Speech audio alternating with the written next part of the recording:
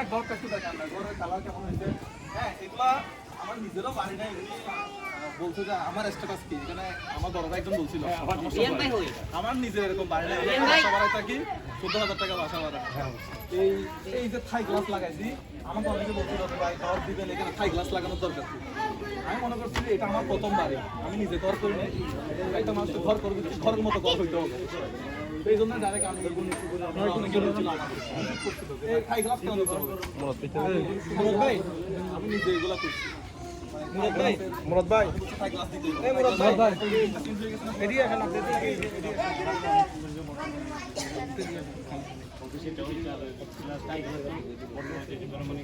আর আরেকটা আমি জিনিস করতে পারি না, সেটা হচ্ছে এই যে আমি চাইছিলাম যে একটা 10-20 হাজার টাকা দামের একটা গাছের দরজা দিতে, কিন্তু এখানে নাকি রোদ পড়বে, বৃষ্টি হবে, ভিজবে, সেই জন্য গাছের দরজা দিতে পারি নাই। সেই জন্য আমরা একদম চাবি কোথায় না, চাবি ওনাদেরকে দেন, ওনারা ঘরে ঢুকে যায়, ঘরে ঢুকে যায় ওনারা।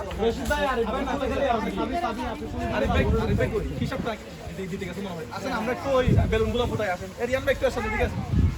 ওনার মাথাকে কারণটা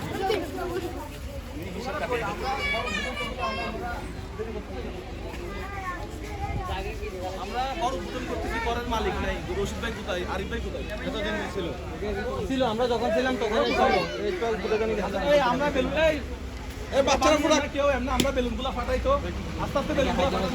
এই গেট নষ্ট করিও না, গেট নষ্ট করিও না,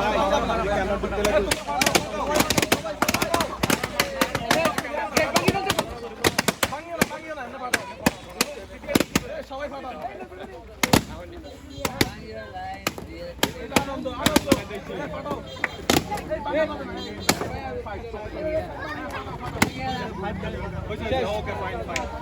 এগুলো আবার সাইড করে নিয়ে, এগুলো একটু কেউ সাইড করে, এগুলো একটু সাইড করে। ঘরের মালিক কোথায় আসলে এখনো? হ্যাঁ সমস্যা কি, না থাকার কারণ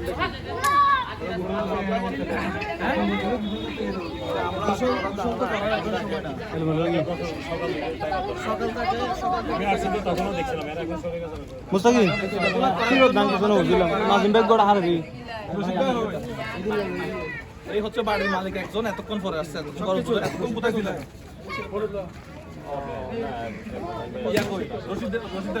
আমরা গল্প করে দিয়ে কি ভুল করছি কোনো? আপনাদের এমন গাছারা ভাব যেন আমরা এখানে মানে ঘুরতে করতে আসছি। না আমরা হ্যাঁ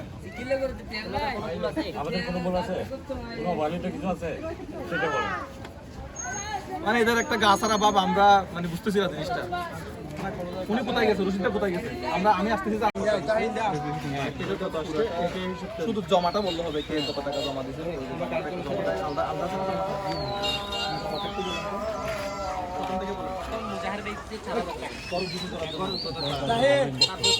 আমার একটা ভাই আসছিল, আর মোজাহার ভাই আবার দিছে 20,000 টাকা, আবার 10,000 টাকা।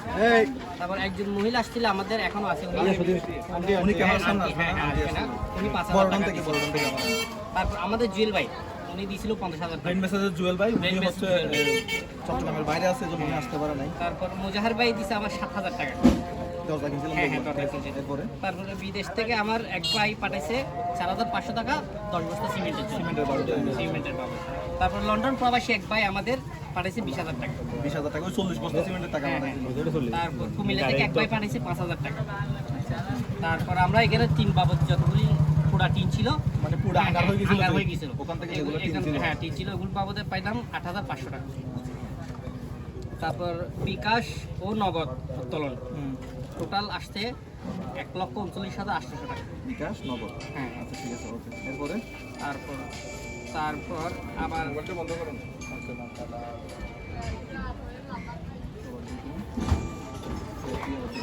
বাকিগুলো করে দাও, মানে মধ্যে দাও। আসছে। তারপর আবার ইয়াতে উত্তোলন বিকাশ ও নগদ, নিচে ক্লিক করুন, এখন দেখা যাবে। তারপর বিকাশ ও নগদ উত্তোলন 1,39,800 টাকা। তারপর আবার বিকাশ থেকে উত্তোলন করলাম 17,000 টাকা, যেটা অবশিষ্ট ছিল ওটা আমরা উত্তোলন করে দিচ্ছি। তারপর আবার মুজাহার ভাই দিচ্ছে 1 লক্ষ টাকা। শেষ 1 লাখ টাকা দিয়ে কাজ শেষ করলাম। হ্যাঁ শেষ করলাম। এখান এখানে মিলে এটার কথাটা বলা হয় না কোনটা এটা লিখে হ্যাঁ ওগুলোটা এটা তো টাকার হিসাব এটা মোট টাকার টাকার হিসাব হ্যাঁ ওটা আমরা এর বাইরে জিনিস পাইছি আমরা কার এর বাইরে জিনিস পাইছি কার জিনিস এর বাইরে আমাদের মেম্বার সাহেব আছে উনি নুরুল ইসলাম মেম্বার উনি দিয়েছে 5000 এরপর উনি লোহার অ্যাঙ্গেলের ব্যাপারে বলেছিল উনি আমার টাকা দিয়েছিল দিয়ে উনি কত টাকা দিয়ে গেছিলাম 2000 টাকা দিয়েছে। এটা আমরা তাও এমনি ইফতারের জন্য করার জন্য আচ্ছা আর তারপরে এটা হচ্ছে আমাদের ভাই উনি জানার অ্যাঙ্গেল জানার ব্যাপারে হ্যাঁ গ্রিলটা উনি দিয়েছিল। এখানে তারপর- আর কি এখানে আরেকটা কথা হচ্ছে যে আমাদের রশিদ ভাই আরিফ ভাই তাদেরকে কি দিছে জানি না ওনাদের আমাদেরকে কিছু দেয়নি আচ্ছা আমরা যখন ঘরের কাজ শুরু করতেছিলাম তখন তাদের কাছে জিজ্ঞেস করছিলাম যে তাদের কাছে কত টাকা আছে তখন সম্ভবত বলছিল যে 50 থেকে 60,000 টাকা আছে এমন এক ওখান থেকে তো আমরা 1 টাকাও নিই নাই নিছি ওখান থেকে 1 টাকাও নিই নাই আমরা ওরা মনে হয় ঘরের কিছু জিনিস কিনছিল হ্যাঁ গড়ে জিনিসপত্র কি কিনছিল ওনারা মনে করেন এই যে বিভিন্ন একটা ওনারা বসাইছে মোটর মোটর বসাইছে তারপরে বিভিন্ন ধরনের আর কিছু বাহ্যিক জিনিস কিছু আছে মনে হয় দেখছে হাতুড়ি হ্যাঁ, এগুলো একটু এদিকে আসেন তো এই আমরা যেগুলো টাকা দিছি আমরা যেগুলো কিনছি এর বাইরে আপনারা আপনাদের ঘরের জন্য আর কি কি কিনছেন বলুন তো? কত টাকা হতে পারে কত টাকা হতে পারে টোটাল টোটাল কত টাকা কিনছেন হ্যাঁ 50-60 মতো যাবে আচ্ছা ঠিক আছে তাহলে ঘরের কাজ যখন শুরু করতেছিলাম তখন আপনাদের কাছে জিজ্ঞেস করছিলাম যে টোটাল কত টাকা আছে আপনারা বলছিলেন যে 50-60 হাজার টাকা মতো আপনাদের হাতে আছে তখন বলছিলেন তার মানে আপনারা নিজেরা ঘরে খরচ করছেন 50-60 হাজার টাকা আমরা খরচ করছি কত 4 লাখ টাকা 6 লাখ টাকা 6 লক্ষ টাকা 6 লাখ টাকা টোটাল কত লাখ টাকায় তাহলে ঘরের কাজটা হইলো 6.5 লাখ এখন আপনাদের কোনো অভিযোগ আছে আমরা কি কোনো ভুল কাজ করছি তা আপনার বড় ভাই উপস্থিত নাই কেন কেন আপনারা কিছু কারণ কি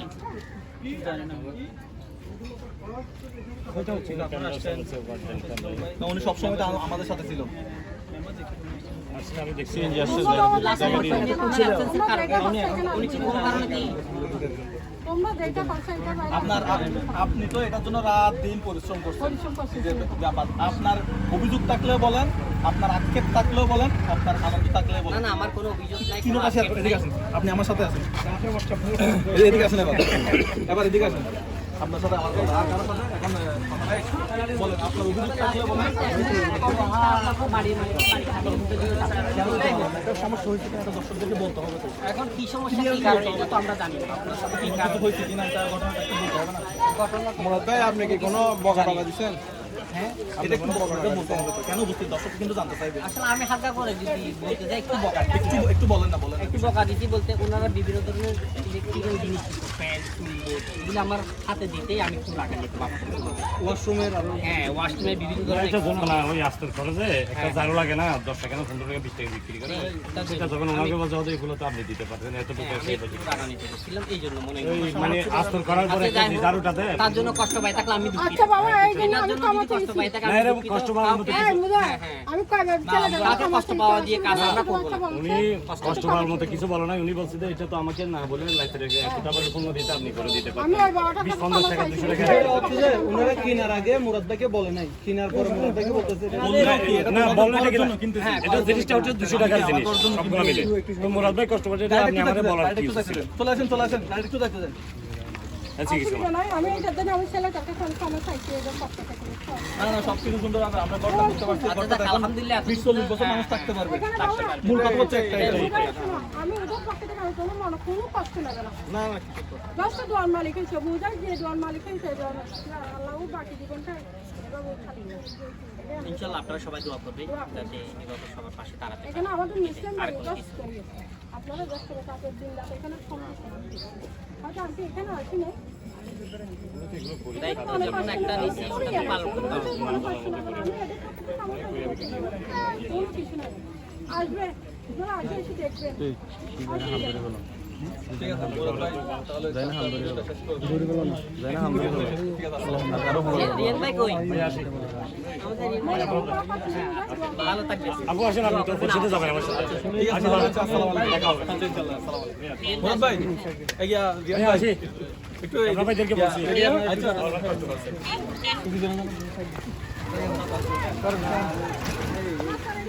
আলহামদুলিল্লাহ আমি এই ধরনের কাজ করতে পারি আমার আগ্রহ তো এখন। তুমি এটা শেষ করো আগে আচ্ছা আপনার জান আমরা আসতেছি হ্যাঁ আপনার কিছু আসতেছি এটাই শেষ করো আমি কাম হ্যাঁ আর কখনো না আর কখনো না রমজানে রোজা রেখে একটা মানুষ দেখলাম এটা করার জন্য ঝাড়ু তুলছে আমাদের খারাপ এখানে লাভ মোমেন্টে বাড়ির মালিকের চাবিটা বুঝে দিতে পারলাম না ওনার অনুপস্থিতি না এমন দরকার নাই এখন আমরা অভিমান্যের ভিডিওটা শেষ করতেছি যারা যারা যদি কিছু পাই থাকে সেটা আল্লাহর কাছ থেকে যারা যারা কাছ থেকে আর কিছু আশা করি না আসসালামু